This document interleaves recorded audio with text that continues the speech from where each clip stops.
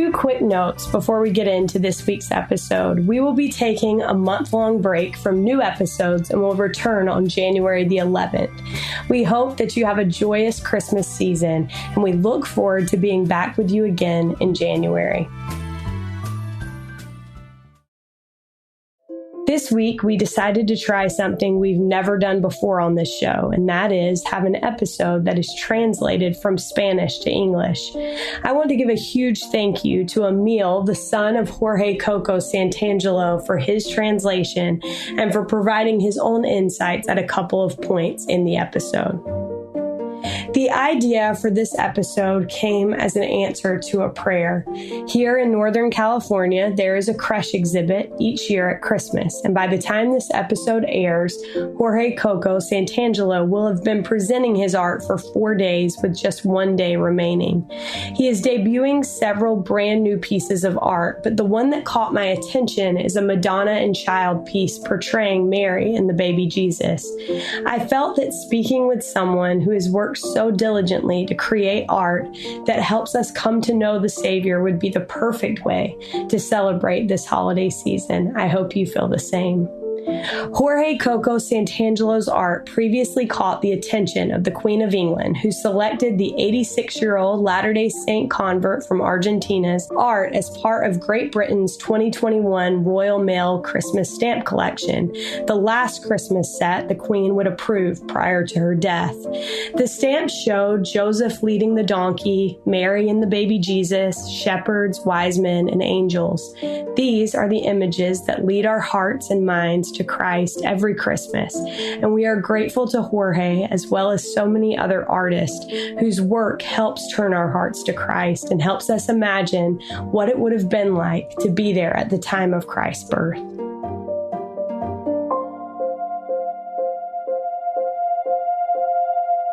This is All In, an LDS Living podcast where we ask the question, what does it really mean to be all in the gospel of Jesus Christ? I'm Morgan Pearson, and I am so excited to have Jorge Cocco on the line with me today. Jorge, welcome.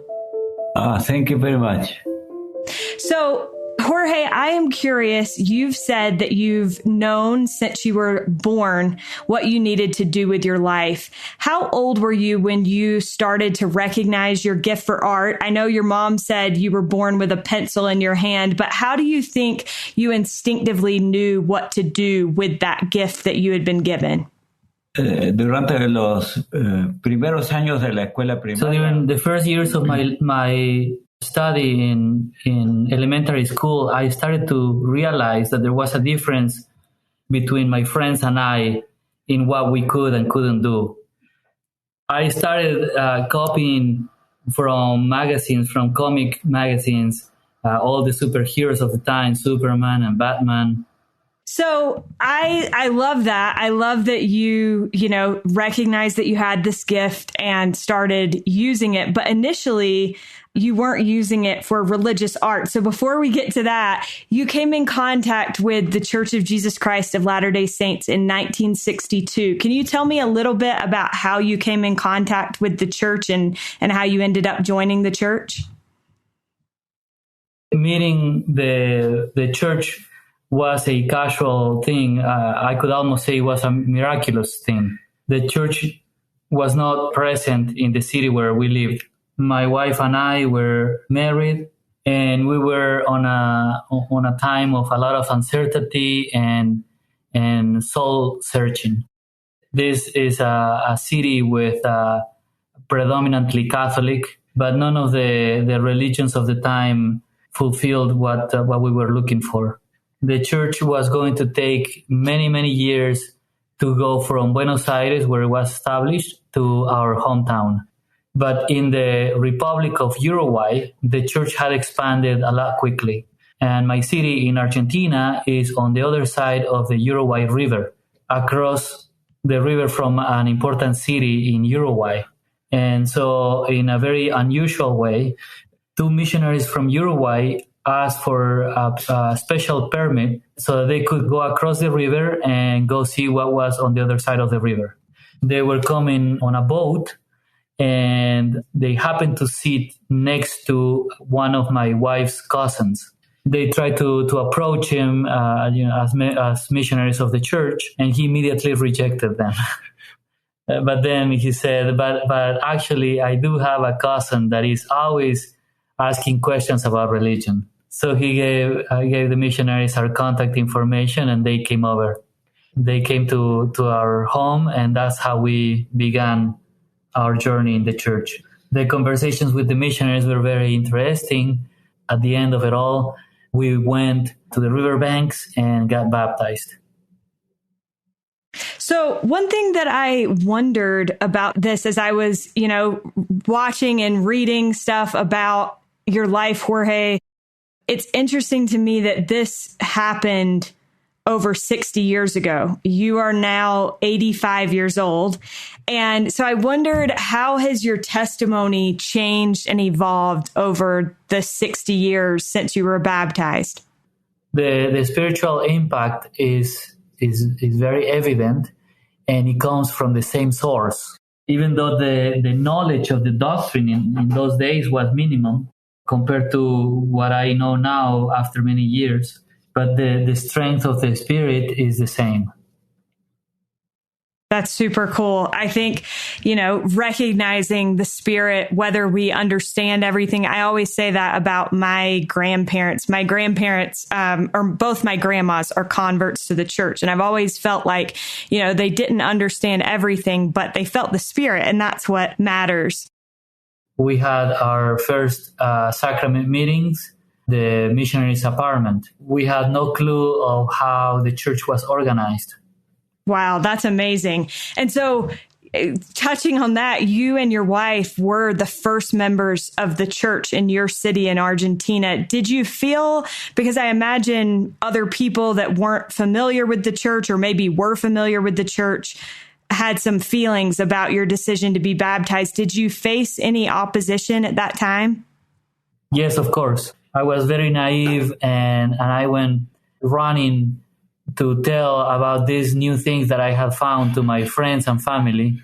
And I got a huge disappointment. And we were cast out basically from the city's society. At the point of your baptism, Jorge, you had mostly painted landscapes, portraits, and still lifes. How was this practice different for you than what you paint most commonly now? I didn't have formal artistic training, but about that time, I was already doing a lot of research on my own in regards to art and in different art styles. I had done already Impressionism, and I was doing some abstract work. But the first thing I painted after being baptized was a portrait of Jesus Christ, so that we could hang it in our very humble apartment building where we met as a church. And the second painting that I did was a portrait of Joseph Smith. And then I painted a larger piece of the visit of Jesus Christ into the Americas for a chapel in Salto. In the city of Salto in Uruguay. Wow. What was it? Because the church has grown a ton in South America and in Argentina. What has it been like for your dad to watch the church grow over the years there? So it was very tough for many years, but I've seen a lot of growth in the last few years. We moved to Buenos Aires after we were baptized, and there I was able to participate more actively in leadership positions. Well, I think it's so neat. Anytime we have the chance to interview somebody that is a pioneer, which is what you are, Jorge. You're a pioneer in Argentina and in the area that you grew up in.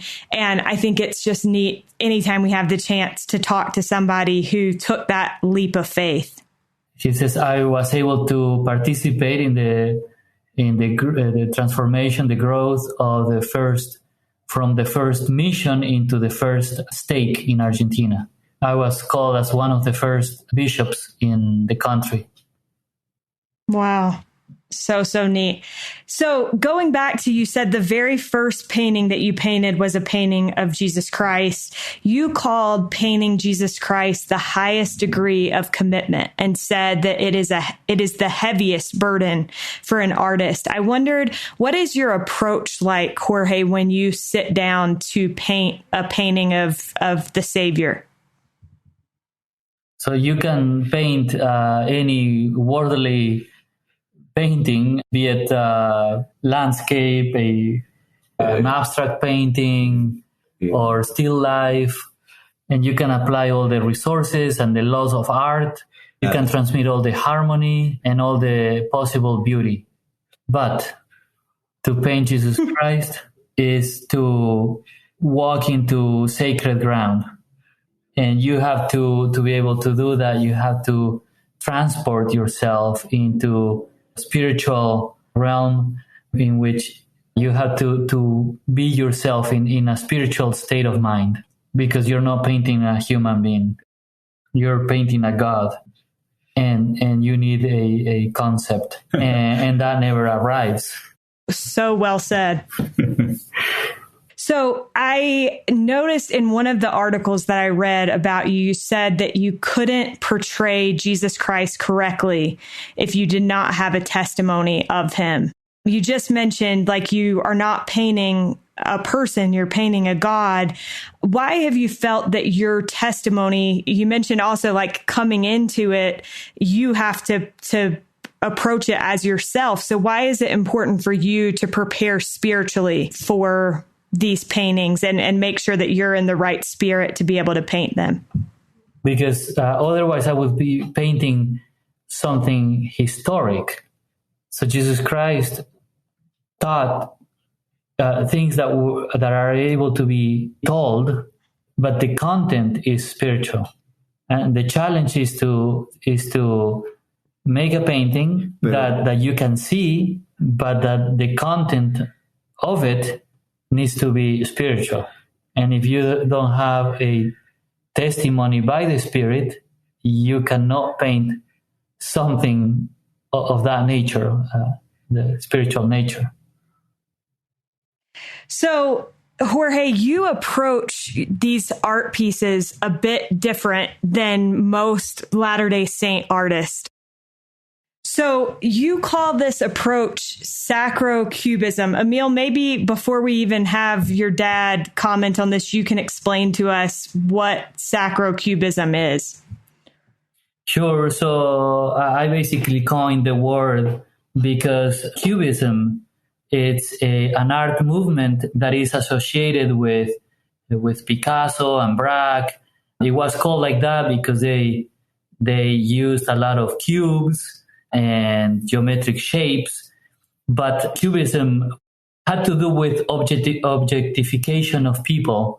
And so there was a room there for using the same approach, same artistic language, but with a different end, which was to make things spiritual. So the opposite, that's what it was used. And so that's why we call it sacro, which means sacred in Latin. So that's why there was a room there to make a distinction and to call it a little bit different, Sacrocubism. Okay, that makes sense. Okay, so Jorge, you've said that you use colors and forms that convey a spiritual message, because a color and a shape can produce an impact that is superior to the visual and can teach our spirits, similar to what we find in music. How would you say that this unique art style is able to communicate even more sometimes than the classical style that we usually see in church art? I am capable of painting a person just the way the eye sees it. And when that happens, the focus of the person observing the art is called to notice the artist's technique. And so they comment, if it is a good painting, then they would say, how wonderful, it looks like a real person. It looks like the person is alive. It looks like we can touch that person. But that is not the objective of art according to my philosophy. You can reach that point with technique, but to me, art needs to take the person out of the material and physical reality of the everyday life and to elevate to the transcendent events, to things that you can find behind or beyond the painted scene. So I try to avoid, in as much as possible, any reference to the actual looks of the person and the landscape, so that the form and color may produce a new feeling, a new sensation, because we're not trying to imitate, to replicate the physical reality. When we see a person that speaks by the Spirit, it doesn't matter the way they're dressed. It doesn't matter what they look like. The important thing is that their spirit touched our spirit. And when a form and a color touches our spirit, then art made its magic. I love that so much. So, Jorge, when you first started painting these religious works of art, was it immediately this style of painting, or is that something that came with time? Art has many, many ways of being expressed. I was painting surrealism, metaphysical, abstraction, and that will require a certain eye training by whoever was, by the observer. But most of the church membership, in general, they needed a language that they could understand. That would be to the rich, and to get used to this new way of communicating through art. So he says now that the church itself was close to any other artistic style that was not realistic. Realism, right? Okay, that makes sense. And I have to add that up to today, it's very much so, but little by little we're opening a door, and Jorge has been that type of pioneer as well, because absolutely, up until he came around, you would not see anything that wasn't very realistic in nature. Right. Absolutely. Well, I think that, sometimes it's nice to have a painting that looks like, the way that you imagine Christ. But other times I think it's nice to have a painting where you get to imagine like what his face looks like, because we've all read the scriptures. We all have an idea in our minds. And sometimes it's like, oh, that's, if it's super realistic looking, it's like, oh, that's not how I imagined him. So Morgan, I'm going to interject here. Yes, please. Anytime you want to interject, Emil, you're welcome. There was an article recently published by the Salt Lake Tribune. It was in reference to a Book of Mormon catalog that is available now online. And we lent hundreds of paintings, images to have in the catalog. And so that article came out in the not the New York Times for sure, in the Salt Lake Tribune. But the curator was saying that there is a risk of having paintings that look so realistic, because number one, we were not there. We don't know how it happened or what they looked like. Right. We don't have the authority to say how it was. But number two is that when we paint so realistically, that people do look at it and say, that's what happened and that's how it was. And that's the danger, because that's, who knows, maybe it was, maybe it wasn't.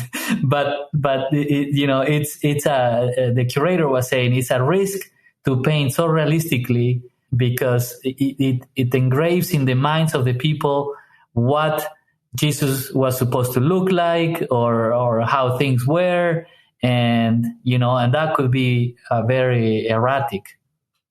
Right. Well, and it makes sense too. Like that would be the reason that we would need a lot of different people to share their idea of Christ, whether it be realistic or not. We need different representations because we don't know what he looked like. Yeah. And Morgan, and this is, an honest and candid comment. But, yes. We see in the publications, and in the last years, we see the effort to open up. But for decades, you would only see the same depictions of Christ and Book of Mormon scenes over and over and over and over again, so much that you come to think that that was is reality. What he looks like, right? Yes, and we are thankful for new leadership in the church museum and in the museum at BYU and other places that are opening up to say, well, you're right. I mean, this is an artist's opinion, and that's fine. It's perfectly fine, and they're beautiful what they painted before and what's been used. It's wonderful. But you are correct in saying that we need many voices, many different voices, so that we don't get stuck in one style and one characteristic of anything that happened. Right. Well, and I think that's the beauty of the Book of Mormon catalog that you were talking about. And we'll make sure to link that so that people can visit that, because I think it's such a cool website. I also just want to acknowledge how much I think, Jorge, your art is resonating with people and how much it's touched so many people within the church. I know that having a favorite painting is like picking a favorite child. So I'll just say at this moment, while we're talking, do you have a favorite painting that you've done? So he says this last one, I don't know if you saw it, Morgan. It's called the Christus, and it's a painting that was in our background. I don't know if you... It is stunning. I was going to ask you about that, so I'm glad you're bringing it up. So it's the last big painting, and it's inspired in Thorvaldsen's statue of Christus, right. that is in Denmark, and that we have used in the church in visitor centers and all over the world. So it's inspired in that sculpture. And what is it that it's just the last one? Because sometimes that's true of me with podcasts. Sometimes my favorite one is just because it's the most recent. Or is there a reason that it's Jorge's favorite right now? Yeah, he says it's very hard to compare paintings. And so I guess, like, removing the comparison, what is it that makes this painting, the Christus, special to him? So the physical features of the Christ, they're almost as a call. It's almost like he's calling us.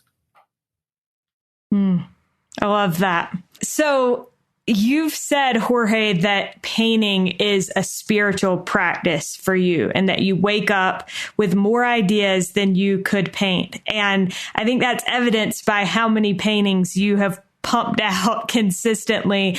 But how does this inspiration usually come? He says, I can't, I don't know how it comes, but I know it comes. So it is an exercise of trying to visualize this inspiration. It is like remembering something that you've seen in the past, and then put it on a piece of paper. And then I make corrections with rational corrections based on what I know in art. That makes complete sense to me. I think so many of us, President Nelson has had his focus on Hear Him, and it's been interesting to try to figure out for me, like, how do I receive the inspiration that I receive. And so I love how he said, like, I don't know how it comes, but I know that it comes. Jorge's newest painting is titled Madonna and Child. Jorge, could you tell me a bit about your process of painting this piece and perhaps some of the parts that you love most about it? So he says that the church has opened up a little bit and now is more being accepted to paint Mary, Virgin Mary.